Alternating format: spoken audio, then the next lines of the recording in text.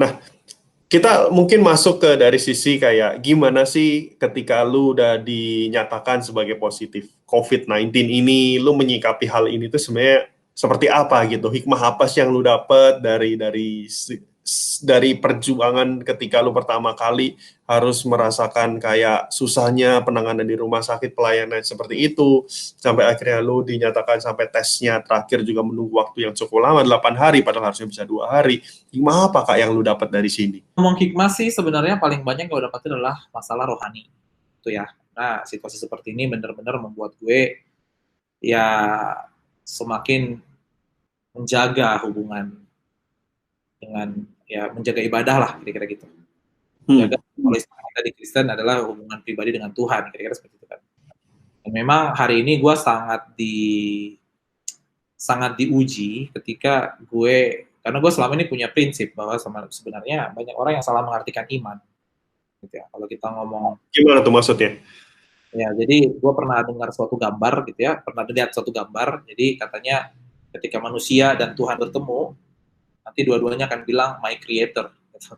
Jadi manusia akan bilang Tuhan itu adalah creatornya dia, dan Tuhannya pun akan bilang manusia creatornya dia. Jadi memang saya selalu bilang di banyak kesempatan gitu ya, terutama untuk agenda rohani adalah bahwa sebenarnya ini untuk semua agama sama aja sih menurut gue. Jadi Tuhan itu ada dua macam.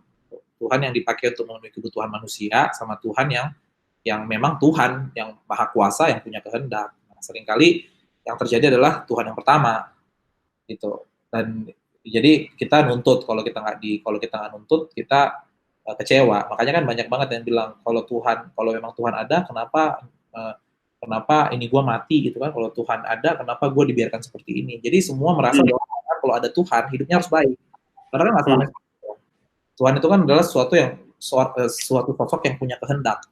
Kalau memang lu ditakdirkan untuk kena corona, ya udah. Kata nih kasarnya kalau ditakdirkan untuk mati di usia 31, ya udah.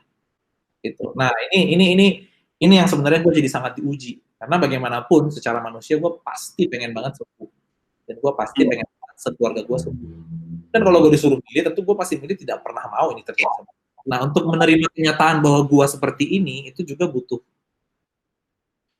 effort, dan itu hikmah yang gue dapat cukup besar. Itu yang pertama. Hikmah yang kedua yang gue dapat adalah bahwasanya ternyata perhatian itu banyak. Terutama dari mahasiswa sih kalau gue. Teman gereja sama mahasiswa. Dan mahasiswa gue itu ada yang maksudnya mahasiswa bukan mahasiswa yang benar-benar lagi gue ajar. Ada mahasiswa yang udah lulus, ada mahasiswa yang udah nggak di kelas gue gitu. Nah, terutama alumni itu banyak banget yang datang ngucapin terima kasih, seakan-akan itu menegaskan kepada gue bahwa oke, berarti somehow hidup gue pernah bersentuhan dengan mereka dan membuat mereka bersimpati dengan gue ketika gue mengalami ini. Misalnya gue orang yang menjengkelkan atau tipikal dosen yang menjengkelkan, ya gue rasa dia pun tidak akan, ya udah biarin aja gitu kan. Nah, berarti kan setidaknya hari ini gue menuai hasil dari apa yang gue tabur selama ini di masa lalu gue sebagai profesi gue mungkin sebagai dosen gitu ya. Dan gue melihat banyak banget perhatian, dan seringkali kita itu pengennya diperhatikan orang yang kita mau. Gitu. Ternyata ada orang lain yang gue nggak expect merhatiin gue. Jadi gue merasa gue berharga dan bernilai jadinya. Lalu yang ketiga, sebenarnya hikmah ketiga yang terbesar adalah belum pernah kayaknya dalam 10 tahun terakhir gue bisa berada di rumah selama 25 hari. Rekor. Ini rekor dalam 10 tahun terakhir. Gue bisa berada di rumah selama, enggak 10 tahun lah, 9 tahun terakhir. Karena gue waktu pertama kali buka laundry sih masih sering di sini. Tapi pas gue udah 2011 kuliah di Jakarta, itu gue udah stay di Jakarta terus. Dan mungkin belum ada dalam 9 tahun terakhir, gue stay di rumah 25 hari, lihat bokap nyokap gue setiap hari, itu sesuatu yang positif. Nah, setelah gue lihat, gue di Jakarta hidup, gue habiskan waktu di jalan 2 jam minimal sehari. 2 jam itu udah hilang. Ya kan? Dan gue masih bisa bekerja dan dibayar karena gue dosen dan online learning, gitu kan? Gue bisa dari sini, dan hari ini sebenarnya bisa dibilang produktif.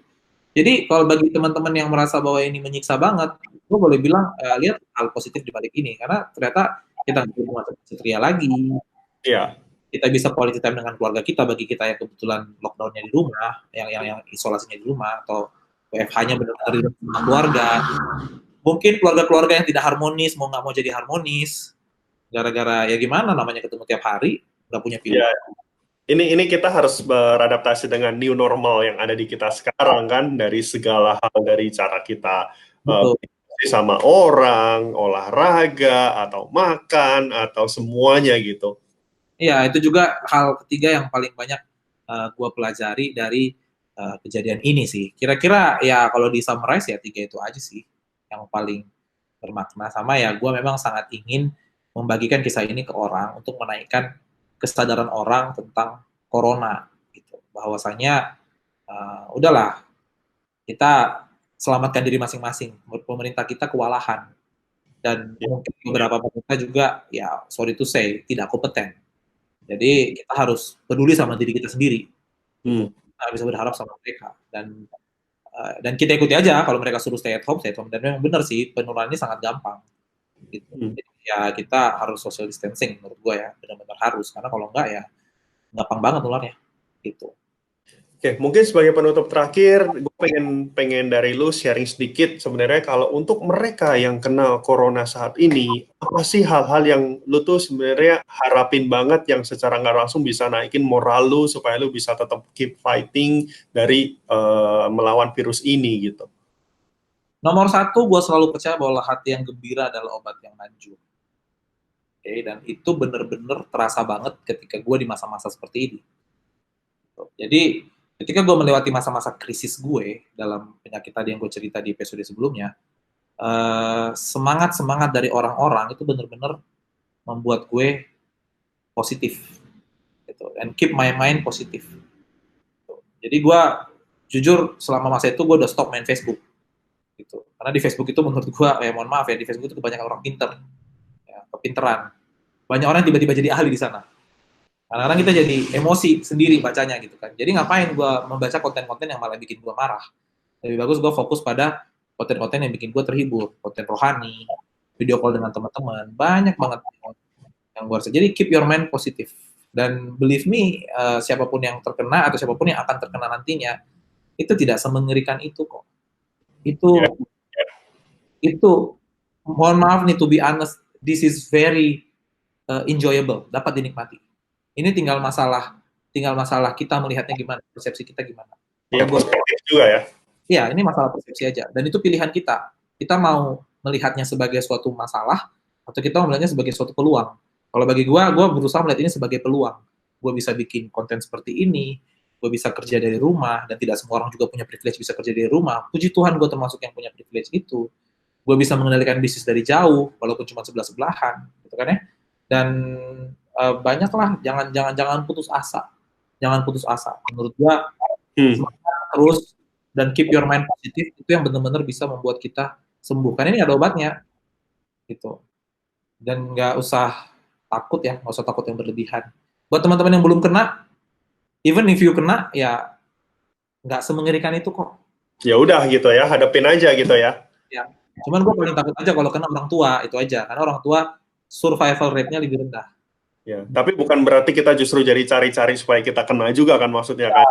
Oh, tapi jangan jadi parno berlebihan lah. Sampai kita mau terima Gojek aja nggak mau gitu. Jangan, menurut gue sih itu berlebihan gitu.